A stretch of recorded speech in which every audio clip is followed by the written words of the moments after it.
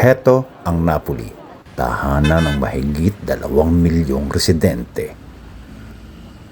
Tinatayang merong humigit kumulang sa 132,000 dayuhang residente, kasama na sa bilang na ito ang mga Pilipinong legal at hindi legal na nagtatrabaho dito.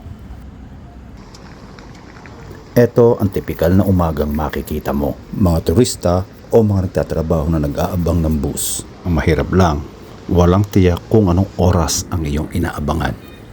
Wala kasing timetable ang mga bus company dito. Tsambahan na lang kung swerte ka na makasakay ka agad. Maganda ang Napoli, kaakit-akit na lugar. Maiengganyo ka sa ganda at istruktura. Parang ibinabalik ka sa lumang panahon. Kaya naman hindi maitatanggi na milyong turista ang bumibisita bawat taon. Ang Napoli ay mayaman sa kultura. Kabilang na ang kasaysayan, sining at musika, pati na sa mga lutuin, lalo na sa pizza na itinuturing na nagmula pa sa Napoli.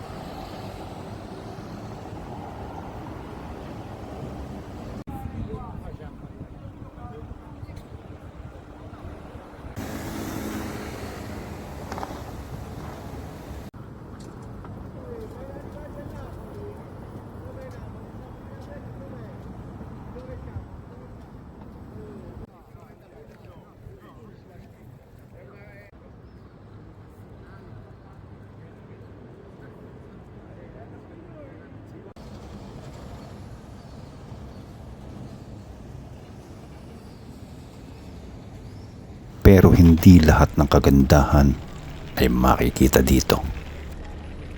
Meron ding dapat iwasan pagdating sa kalye.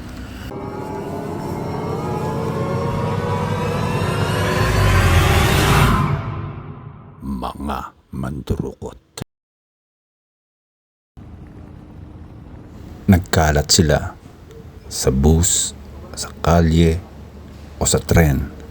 Hindi lang sa Napoli ang may ganitong sitwasyon.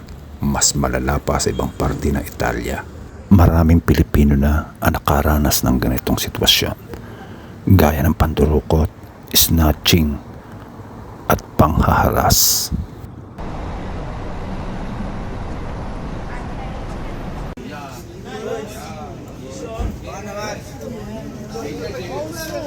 Medyo ginutom ako sa kalalakad, kaya merienda muna. Siyempre, sa Filipino store tayo.